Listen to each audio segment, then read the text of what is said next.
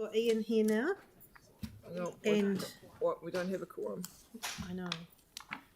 So 1, 2, 3, 4, 5, 6, 7. We're just waiting for 2 more councillors to come back, so we've got a quorum. 1.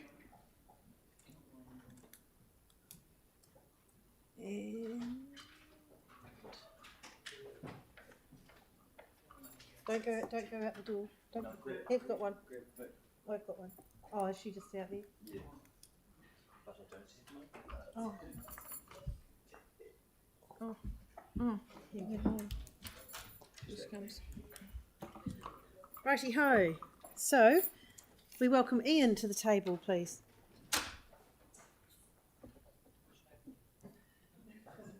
Which table?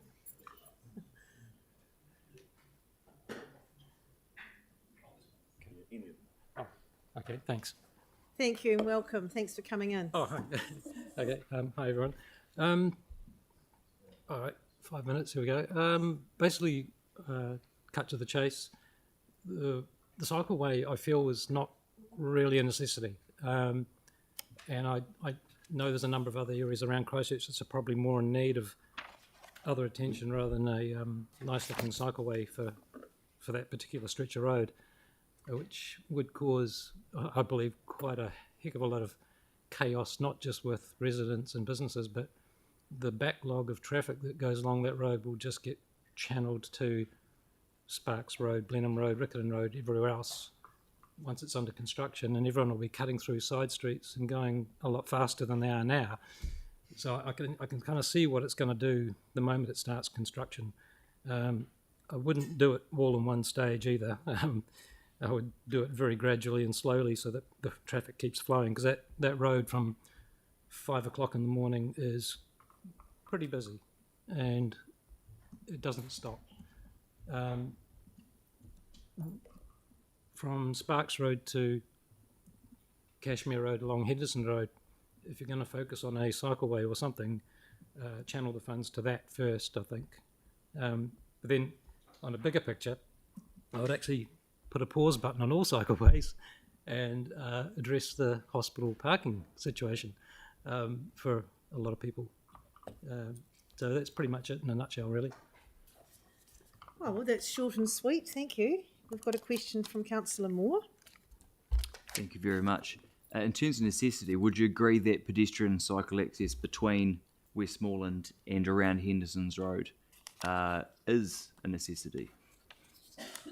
Pedestrian access is always a necessity. It's just a case of locating it in a good position. Yeah. Do you agree that section there between Westmoreland and Henderson's Road, Sparks Road, would you agree that that is a necessity? Yeah, because of that curvature around the road, that gets pretty dangerous. Yeah. And there's a lot of people using that park on the corner of Henderson and Sparks. And it's I just think that stretch first. Yeah.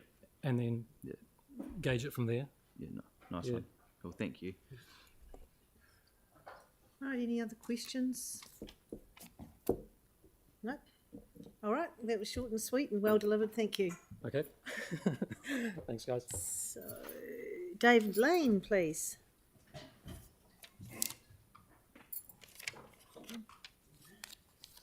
Welcome. Thanks for coming in. Pardon my shortness of breath. I was engaging in active transportation to get here just now.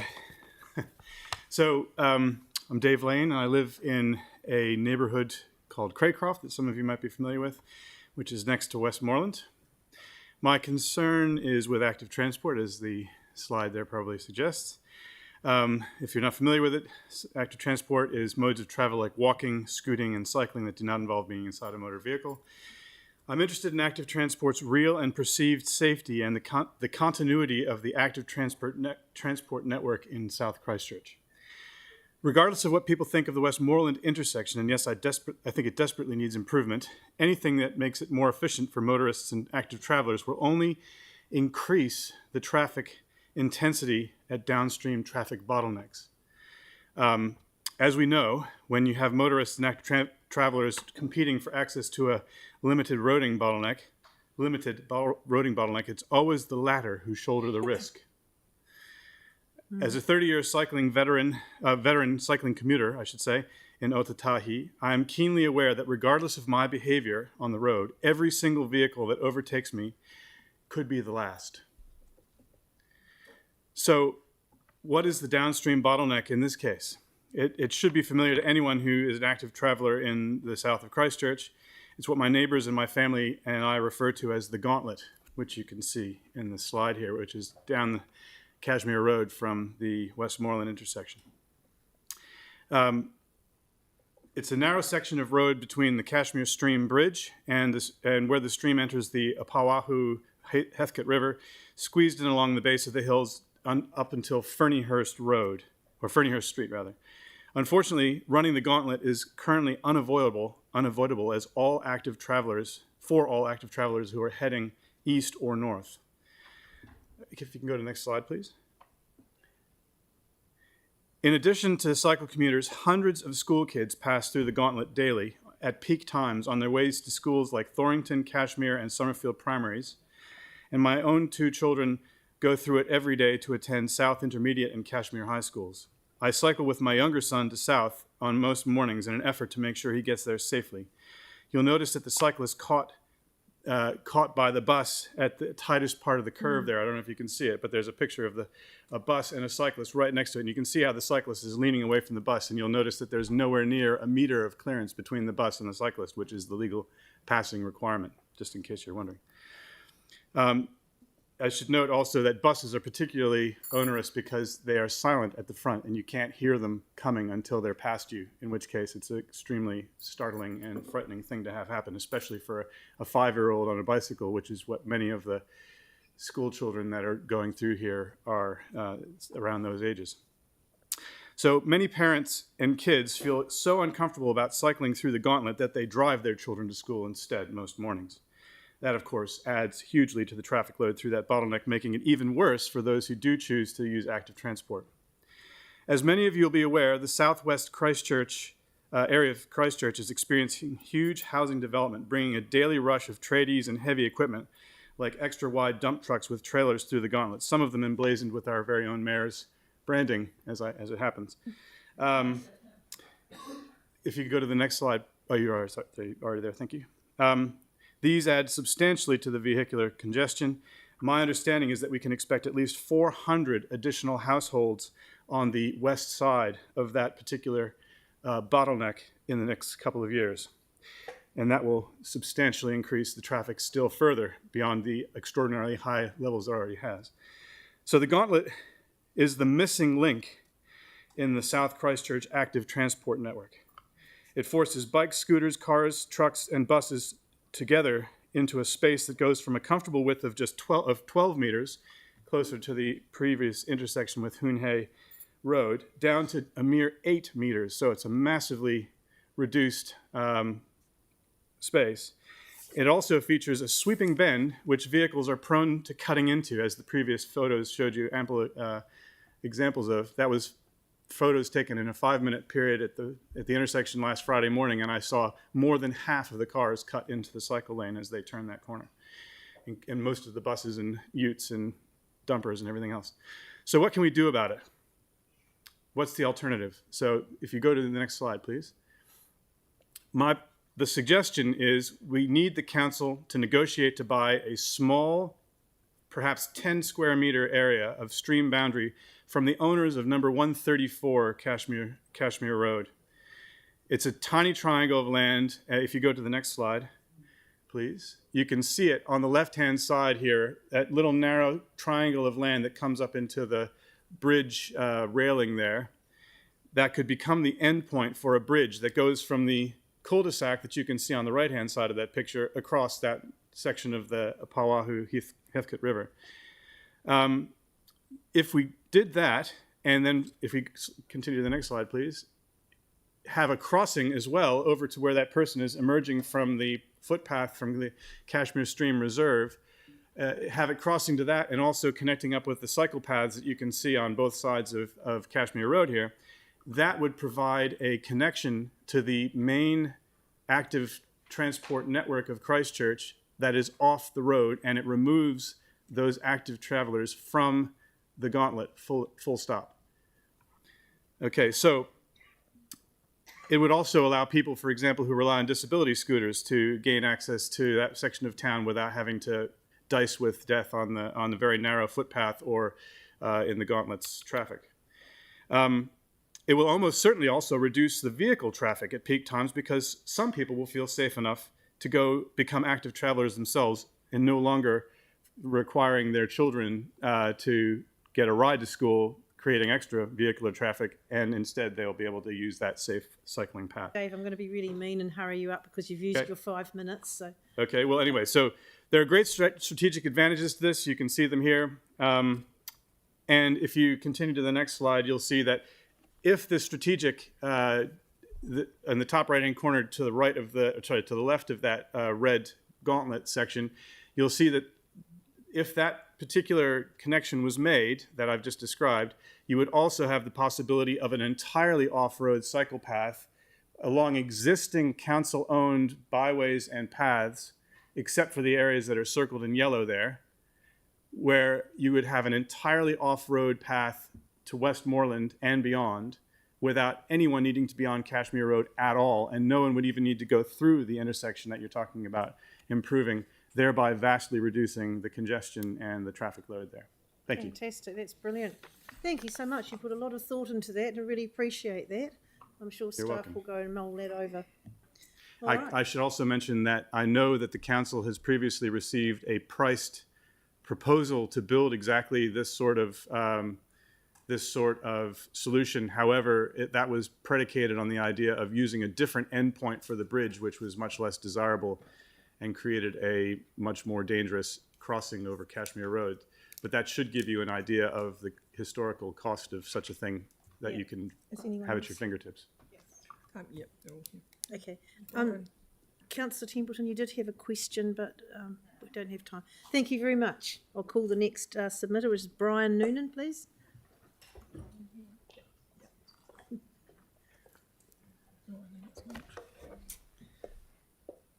No, we've got Good George morning, in or there. it might be afternoon. I'm quite not sure. It's Good midday. morning. Okay, so look, thanks for the opportunity to talk, and I just ask that the decision makers keep an open mind and perhaps maybe put themselves in the position we find ourselves in. We're not against cycle lanes. We're both, my wife, I'm talking about myself and our family, we value physical exercise and walk the hills and also cycle. What our objection is to having cycle lanes on both sides of the road. It seems complete overkill. One lane shared by cyclists going in both directions should be more than adequate. I'm sure the council will have surveyed the demographics and number of cyclists who use this road or might in future use the road. But from our observations, most cycling we see is on the weekend, groups riding out into the country, etc. Other than those living in Westmoreland, which, and I'm not sure how many of those people would cycle, the proposed lanes pretty much connect to farmland, so having a lane on each side of the road just defies comprehension. Don't forget, Hallsville residents are already well served with a separate cycle lane on Sparks Road. One of our real concerns is having cycle lanes on both sides of the road will take away valuable parking spaces for visitors and friends. Like several properties in the area, we're on in a backfilled section, and in our case, along with other residences, we don't have space for additional parking. So that means friends, including elderly people, who visit us would have to park some distance away, a minimum of 200 metres, and that's assuming they can get a park on one of the side streets, which I think are going to be crammed right up with a lot of traffic, a lot of cars. I can add there's quite a bit of petty crime around there. We've had the experience of 3 break-ins by parking on those side streets. So I just ask, keep an open mind, and just one cycle lane should be more than sufficient. Thank you. Short and sweet. Any questions? Councillor Templeton, Councillor Scandrett. Thanks so much. I'm just wondering, you're talking about both sides of the road. Are you aware that there's a new subdivision going in on the other side of the road with lots of homes where people might also like to choose to walk and bike, sort of shared path thing? Yeah, I'm aware of that, but again, does it need to be on both sides of the road? I just don't see the point. I think one side of the road's more than adequate. A wide cycle lane, like they've got down Sparks Road, works perfectly. Okay, thanks.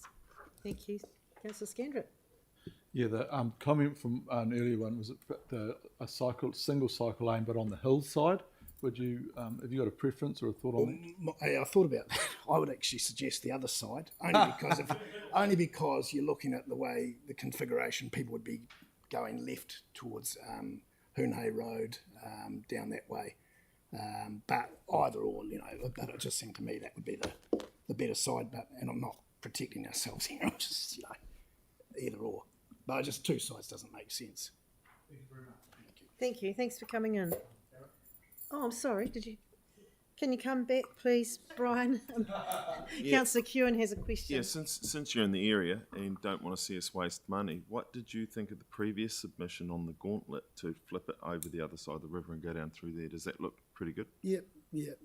So as a local road user, you'd prefer to see that go through there, and that'd be a good use of money? Yeah. And I've got no objection to cycle lanes. I've just got an objection to an overkill of 2 lanes, and I just don't think it makes sense. Thank you. That's fantastic. Cool, thank you. Thanks very much. I'd like to call Alan Cleland, please. And I think, Alan, you've got a presentation as well. Yep. Welcome. Hi. So hello everyone, my name's Alan Cleland. I'm a resident of Westmoreland. Firstly, I want to thank the council for proposing to build bike lanes, but I'm keeping my comments today just relevant to a specific section of the proposal, and that's from Oderings down to the bottom of Westmoreland at Penruddock. So just a little bit about me. I've been biking for 30 years across the city. My family have all biked to Thorrington School and south. So I've got a pretty vested interest in safety, and I was knocked off my bike and had my pelvis shattered just a few months ago in the city. So I'm pretty interested in cycle safety.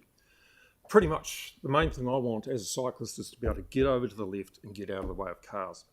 So what I want to advocate for today is just for the section from Oderings down to Penruddock, that we have a bike lane on both sides of the road, but it doesn't necessarily need to be the configuration that's proposed between Oderings and the Hoonhay corner. So I've been biking along there for years, coming down the bottom of the hill, turning right, and if you go to the next slide, actually go to the slide afterwards, please, slide number 3. So you can see there that's the section of road I'm looking at. There's a little bit of pavement on the shoulder, but not enough. And I've biked along there every morning and thought to myself, how good would it be if they just widened this road just a wee bit more, created a proper bike lane, just a painted bike lane, a white line with the bike symbols in it, like we see in lots of other places, and I can get over to the left and get out of the way of the cars. So you can imagine my consternation when I saw the proposal and thought, great, they're going to build bike lanes along here, and I saw the shared pathway on one side. I thought that's a really good idea. But I expected some solution for the road cyclists and the e-bikers who get along at a real good clip, and for whom the shared pathway is not going to be appropriate. So you can imagine my consternation then when I looked at the proposal and I couldn't see any bike lanes on the main roadway. So I'm here to advocate that whatever you do today, if we could go back to the previous slide, thanks. Go to slide number 2, please. Yeah, that one. Yes. So I'm here to advocate for this kind of solution here. The shared pathway is great for pedestrians and people not in a hurry and kids biking to the primary schools and that kind of thing. But the road cyclists, people on e-bikes, I pulled up next to an e-bike when I was driving the other day, getting along at 40 kilometres an hour. Completely inappropriate for them to be using a shared bike path with pedestrians. So I want to implore you to just add an extra metre of width to that road. And if you go to the next slide again, we'll have a look at that. You can see that most of it already exists. So we just want a little bit more there, and we can have a proper bike lane on either side without needing to change any of the other configurations. And the road cyclists and the e-bikers and people commuters who have a long distance to go and want to get along at a decent pace have somewhere where they can ride on the main roadway. So I need to point out that the shared pathway where it starting at Penruddock and going along to Oderings, then crossing back over, is just not going to be used by cyclists. Well, not road cyclists, not commuters, not people who have places to go and want to get along at a reasonable pace. It actually has safety issues. If we put them onto that, they will be tangling up with pedestrians. And as someone who's used a lot of the other cycleways, the shared ones, frequently you have to slow down and work your way around pedestrians. It's better if you can separate those two uses. And they're just not going to use it because of the inconvenience for that short space of time. They've come around the corner from Hallswell or something like that. They're not going to stop, cross Cashmere, cross Penruddock, go along a few hundred metres, cross back over again. And cyclists going the other way, heading out of the city, are not going to do the same thing because they'll want to be able to stay on the road where they'll have the right of way to keep going through that intersection and maintain their speed and get to wherever they're going, whether they're a commuter heading to Hallswell, heading home to Hallswell, or they're road cyclists out for a long ride out into the countryside. So what I want to say today is, please, could we just have an extra metre or so width to that road, and in addition to everything else you do, probably, I imagine, very, very little extra cost, have dedicated bike lanes like we have on the causeway, where you've got a shared path for slower bikers and pedestrians, and cycle lanes on the main roadway for the bikers and the e-bikers who get along at quite a speed. And that's all I have to say. Thank you. Oh, that's excellent. Thank you so much. Are there any questions? Councillor Kewen? I do have a quick one. Just on those where you widen it at a metre type. Yep. What do you think of using the plastic bollards? I mean, they're quite famous down. No, there's no need for that in that section of road, I feel. As a cyclist, every extra safety thing is great, but I'm mindful of cost as well. Right. And I'm quite happy just to have a white line and some space to get out of the way of the cars. So and then as the long cars, as you've got the space, you're good. Yep. And if you see there, you can see the vehicles squeezing past. They won't need to slow down. The drivers won't need to, worry that they're going to hit a bike. Everyone's happy. Cool. Thank you. Thank you very much. Oh, Councillor Templeton? Hi. Oh, sorry, I just want to point out that actually much of the section does have both a bike lane, if I'm reading the map right. This is for you, Ellen. Sorry. Yeah, sorry. Much of it does have both a shared path and bike lanes. Well, the graphic that I saw in the renewed second proposal, that wasn't entirely clear. I had a look at it and I couldn't actually see it absolutely designated as a bike lane unless you've got a much more high-res image than I was able to see. Yeah. I mean, is that the one on the wall? I suggest we clarify it for... Yeah, we might just need to clarify it for you because when I'm looking at here, there's both a shared path plus a 1.9 metre bike lane. Okay, well, I was going on the previous profile, which showed a 0.9 metre sealed shoulder, but not a proper bikeway. Yeah, this one's got some bike lane signage and some...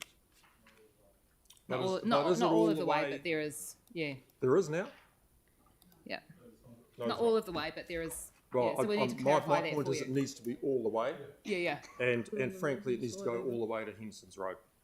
I agree. I bike around there too, so, yeah. Thank you. While he's here. They can talk on that, please. We can address it. Thank you, Ellen. That was really, really good.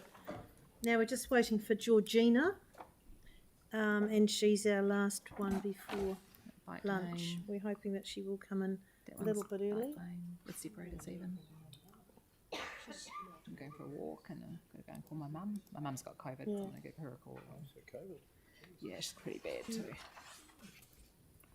Well, they've both got it bad as well, but it's not quite so bad. And he's now testing negative but feeling like crap. She's still testing positive. So, has any councillors got any more questions for staff that they'd like to put through at the moment? Clarify. Oh, Is I'll it get, best? No. I'm just so we send the questions through the Office of CE. anything that you're not asking staff today. No. Just to clarify, where we're sending our queries just through the office of the CE, Yeah. but it's important to note that they're about this. Yeah. I've so got that- two. Just if we could get some information on future plans for that Westmoreland to Sparks Road via Henderson's, for that, especially that corner, which is really awful, both for people biking and walking, especially from Westmoreland round to the wetlands, and any advice on the proposal for the gauntlet.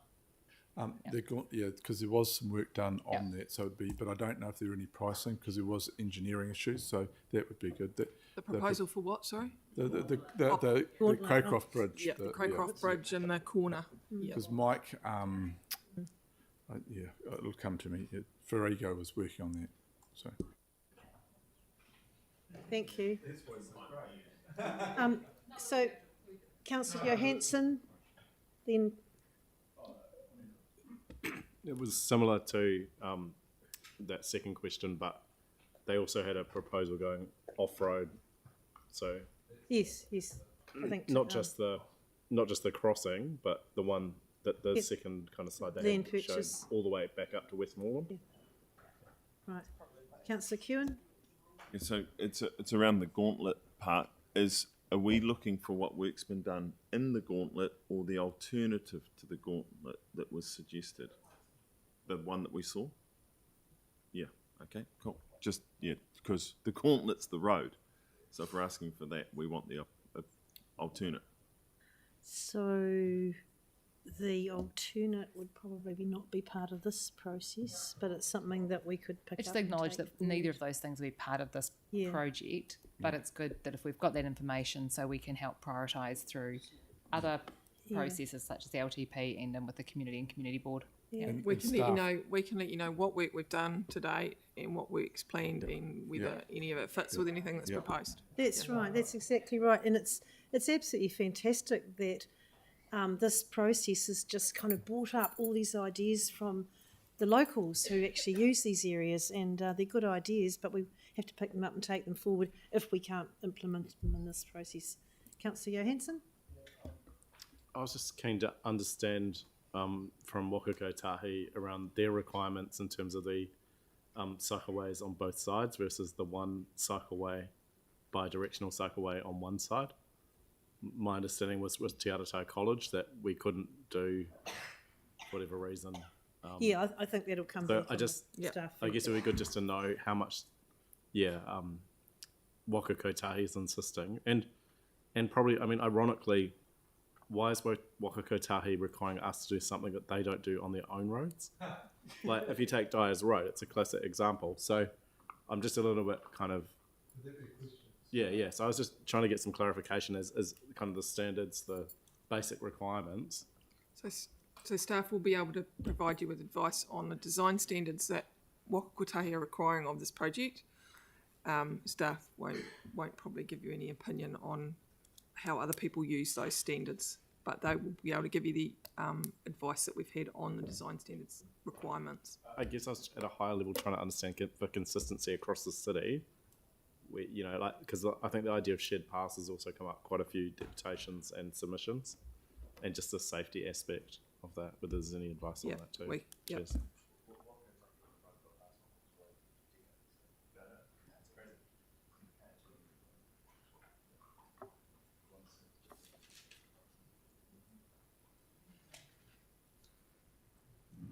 So, I'm not always ringing because not everyone checks their emails like this.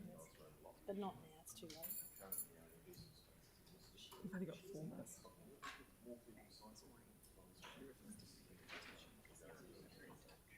Yeah. Is that you? Yeah. Ah, is that you, Georgina? Yeah. Oh, yay.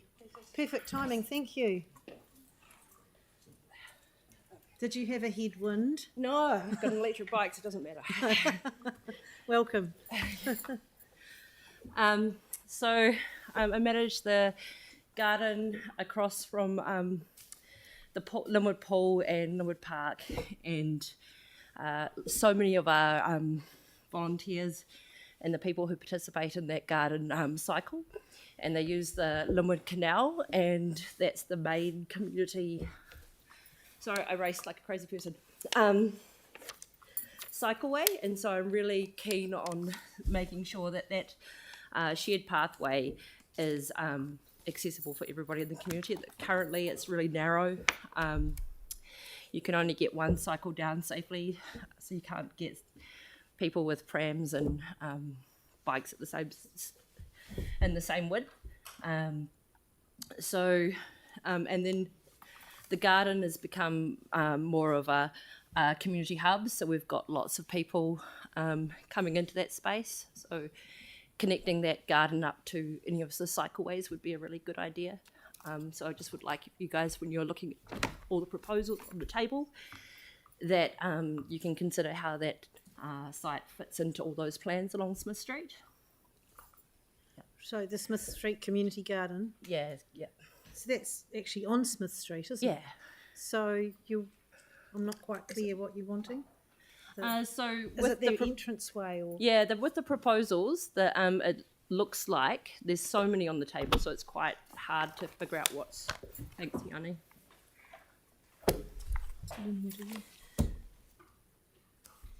So yeah, what's not considered on this plan is how that cycleway links up with the garden at all, really.